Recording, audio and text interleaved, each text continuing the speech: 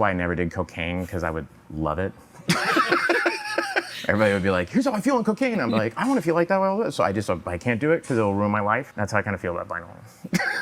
I was like, if I just dip my toe into vinyl, I'll go bankrupt. So I've been that way since I was in my early 20s, because all my friends had vinyl, and they all had like you watch those punk documentaries and they're always interviewed in front of all their vinyl, and there's always like weird toys and shit. Now, this is a documentary about the Ramones, end of the century. It's a great documentary.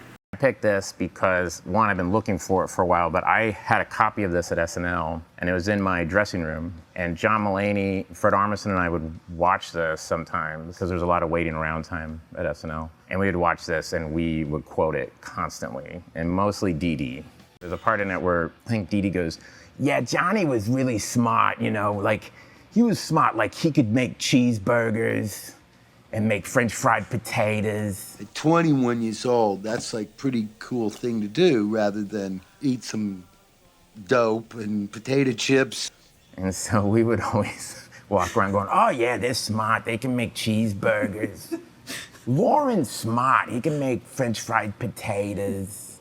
And so we would just talk like Dee Dee Ramone, and it was all based on this. And I've been looking for this because it's the only one that's text by David Bowie. I never wanted to be a rock and roll star, and I found I enjoyed writing. The only thing I was ever really good at school was composition. I could always write better stories than anybody else. So the photographs by Mick Rock, but he actually wrote the stuff in there. So every book on Bowie I always get people writing about him, but this one is him writing.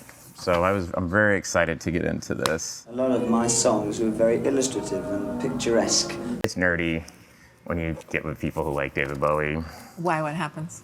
I don't know, like when I met Fred Armisen, we were like super into it, and then he was like, The Lodger's amazing, and I was like, I haven't really, The Lodger and Scary Monsters, those are two that I'm like, I don't know, and he's like, no, Bill, you have to read those, Bill, you have to listen to him, Bill, you must. Those are two of my favorite records of his. I listen to him now all the time. This is a big one for me since I was a kid.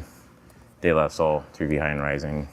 I love this record so much. I was like 11 when this came out, and I wore the tape out. I listened because it was genuinely great songs, great lyrics. The production is amazing.